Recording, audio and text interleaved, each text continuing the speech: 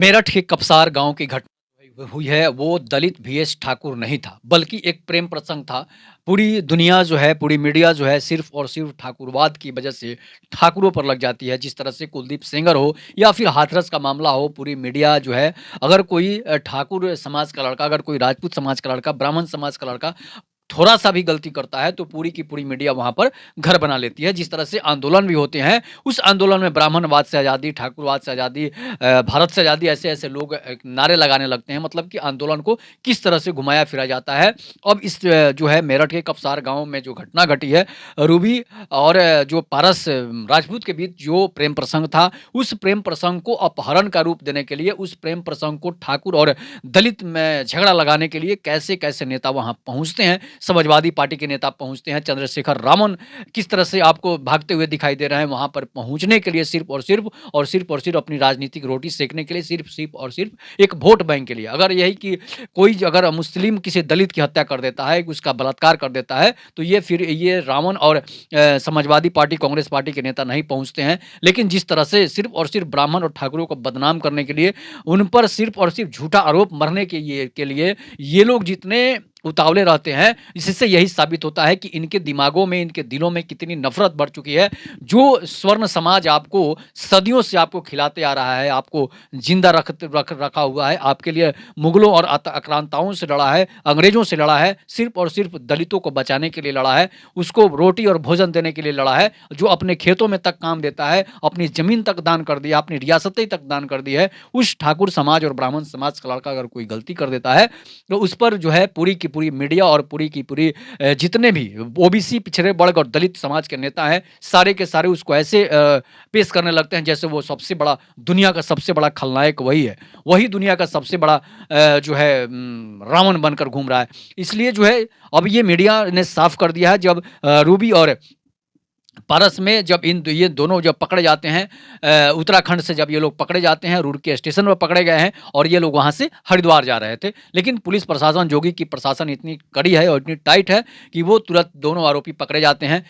इसके बाद लड़की की उम्र 22 साल है और लड़के का उम्र 14 साल है। इसी से आप अंदाज़ा लगा सकते हैं। फिर भी देखिए, इस तरह के जो वामपंथी विचारधारा के लोग हैं, वामपंथी मीडिया है, वो मीडिया किस तरह से उसे खलनायक साबित करने में लगी है। अगर यही दूसरे धर्म का, दूसरे समाज का लड़का होता, तो उसे सिर्फ़ और सिर्फ़ नाबालिग बताती और बताता कि ये जो है लड़की की गलती है। लेकिन जिस तरह से इसे साबित किया जा रहा है, जिस तरह से खलनायक उसे साबित किया जा रहा है, इससे साफ-साफ नज़र आ रहा है कि न्याय व्यवस्था जो है वो साफ की चौपट हो चुकी है और लोग न्याय व्यवस्था पर जो है उँगली उठाने लगे हैं। इसलिए उँगली उठाएँगे कि आने वाले समय में जिस तरह से ये नेता और मीडिया जो है, जिस तरह से ब्राह्मणों और राजपूतों के प्रति जो है बनिया के प्रति जिस तरह से नैरेटिव कर रही है, जिस तरह पे उनको खलनायक बता रही है, जिस तरह से उनको बाहरी बता रही है, इसी से साफ हो जाता है इन लोगों के दिलों में सिर्फ़ और सिर्फ़ नफ़रत बढ़ा है, सिर्फ़ और सिर्फ़ ज़हर बढ़ा है।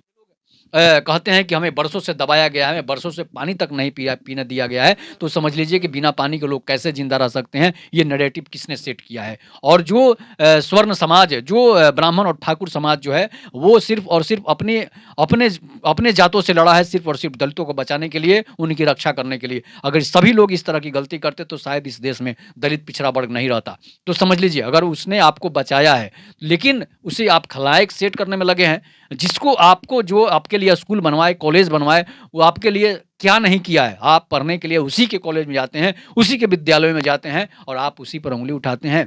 एक नाबालिग लड़के को सिर्फ़ और सिर्फ़ फँसाने के लिए, उसके परिवार को फँसाने के लिए, यहाँ तक कि लड़की खुद कह रही है, रूबी खुद कह रही है, रूबी जाटव, कि हमने माँ को भागने के चक्कर में, भागने के फिराक में हमने माँ के साथ धक्का-मुक्की किया और मेरी बलकट्टी से जो है उसके कहीं चोट लग गया, जिस वजह से वो गिरकर वहाँ पर हॉस्पिटल में उसकी मौत हो जाती है।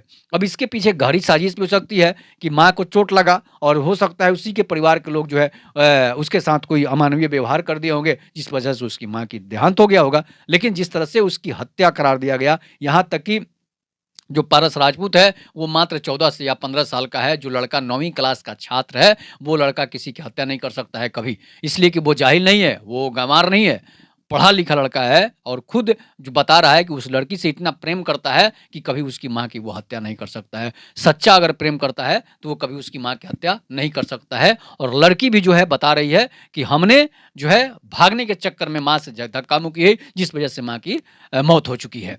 लेकिन लड़की ने कभी लड़के पर आरोप नहीं लगाया, कभी उसने ये नहीं कहा कि लड़के ने माँ की हत्या की है। इसी से आप अंदाज़ा लगा सकते हैं कि दोनों में कितना गहरा प्रेम है। अगर इस प्रेम को अगर किसी की नज़र लग रही है, तो सिर्फ़ और सिर्फ़ जो दलित समाज के नेता बनकर घूम रहे हैं, जो अपने आप को समाजवादी नेता कहते हैं, वैसे नेता सिर्फ़ और सिर्फ़ उनके प्रेम को बरगलाने का काम कर रहे हैं।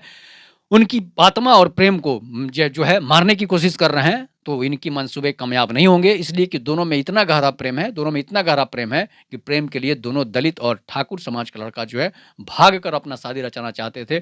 इसलिए कि समाज में पंचायत भी 2 बार हो चुकी थी, लेकिन समाज उसे नहीं माना था, जिस वजह से ये लोग साथ जिएँगे और साथ मरेंगे की कस्में खाकर दोनों आपस में जो है साथ में घर से फरार हो जाते हैं। अब खींचातानी में उसकी माँ की चोट कहीं लग जाती है, जिस वजह से उनका निधन हो जाता है। लेकिन मीडिया जिस तरह से जो वामपंथी विचारधारा की मीडिया है, जो देश विरोधी मीडिया है, किस तरह से उसको नैरेटिव सेट करती है कि पारस राजपूत जो है वो खलनायक है, विलेन है, जबकि वो नाबालिग है। तो किसी नाबालिग को आप विलेन नहीं कर सकते हैं, किसी नाबालिग को आप हत्यारा नहीं कर सकते हैं। अगर ये दूसरे समाज का लड़का होता है, तो आप उसको नाबालिग बताते हैं, आप उसको बाल सुधार गृह भेजते हैं।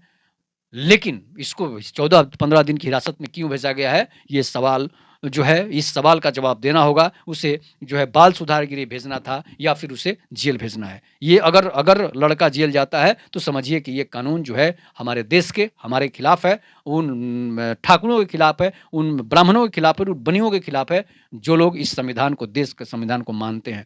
इसलिए कि नाबालिग लड़के को आप जेल नहीं भेज सकते हैं, उसे बाल गृह भेज सकते हैं, संरक्षण गृह भेज सकते हैं, लेकिन उसे जेल नहीं भेज सकते हैं, ये हमारा संविधान कहता है।